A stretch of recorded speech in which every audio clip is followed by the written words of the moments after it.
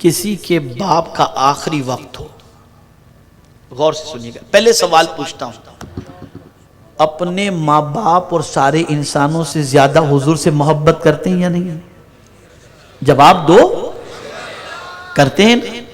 اللہ اس محبت کو سلامت رکھے۔ اب سوال پوچھتا ہوں، باپ کی زندگی کا آخری وقت ہو اور اس کے لب ہل رہے ہوں تو بیٹا اپنا کان اپنے باپ کے لبوں کے پاس کرتا ہے اور سننا چاہتا ہے کہ باپ اپنی آخری وقت میں کیا نصیحت کر رہا ہے، اور باپ اگر اس وقت کوئی نصیحت کر دے تو بیٹا اسے اپنے دل کے اندر بٹھا لیتا ہے اور سوچتا ہے یہ میرے باپ کی آخری وصیت تھی، میں اس پر زندگی بھر عمل کروں گا۔ نادانوں، باپ کی آخری وصیت کو یاد رکھتے ہو، رسول کی آخری وصیت کو یاد نہیں رکھتے۔ پیغمبر رحمت نے وصال کے وقت نماز نماز نماز فرمایا تھا، اگر کوئی اس وصیت کو یاد رکھتا ہے تو یاد رکھو وہ وفادار مصطفیٰ ہے اور حضور کا عشق اس کے سینے کے اندر موجود ہے۔ اس لیے سرکار کو بھی یہی فکر تھی کہ میری امت نماز نہ چھوڑے، میری امت نماز کی پابند بن جائے، اس لیے کہ اللہ نے کامیابیوں کو نماز کے ساتھ وابستہ کر رکھا ہے۔ تو جب میرا امتی میری آخری وصیت پر عمل کرتے ہوئے نماز قائم کرے گا، اس کی دنیا کی مصیبتیں بھی دور ہو جائیں گی اور آخرت کی مصیبتیں بھی دور ہو جائیں گی۔ اور سن لو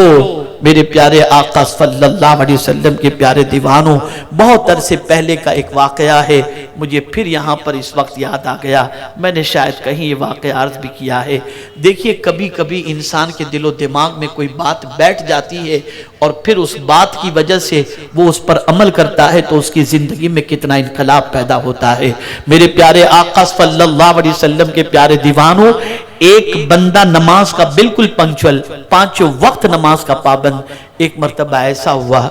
کہ وہ سویا، عشاء کی نماز پڑھ کر کے سویا۔ صبح جب آنکھ کھلی تو گھڑی میں دیکھتا ہے کہ طلوع آفتاب میں صرف 10 منٹ باقی ہیں۔ وہ سوچتا ہے میں ابھی جاؤں گا، استنجا بھی زور کا لگا ہے، میں استنجا کروں گا، وضو کروں گا تو نماز کا وقت چلا جائے گا۔ سوچتا ہے چلو اب تو وقت تو جانے والا ہی ہے، اب کیا اٹھ کر کے کریں گے، تھوڑی دیر کے بعد اٹھ کر کے استنجا کر لیں گے۔ لیکن پھر یہ خیال آیا، نہیں یار مجھے اٹھ جانا چاہیے، میں جلدی سے استنجا سے فارغ ہو کر جلدی سے وضو کر کے چاہے 2 رکعت فرض ہی کیوں نہ ادا کر لوں، اس لیے کہ اگر میں اس وقت اٹھ کر کے 2 رکعت بھی میں نے فرض ادا کر لی تو میرے نبی کی آنکھوں کو ٹھنڈک پہنچے گی۔ یہ سوچ کر کے وہ اٹھا، وضو کیا اور جلدی سے، اتنا وقت اس کے پاس موجود تھا کہ 2 رکعت پڑھ لے۔ اس نے 2 رکعت جب مکمل کی تو اس کے آنسو تھم نہیں رہے تھے اور اس نے کہا کہ زندگی میں کئی فجر کی نمازیں میں نے پڑھی، لیکن آج اس تصور سے جب میں نے نماز پڑھی کہ میرے آقا کی آنکھوں کو ٹھنڈک پہنچ جائے گی تو اس نماز کی لذت ہی کچھ اور تھی۔ اے رسول اعظم کے دیوانوں،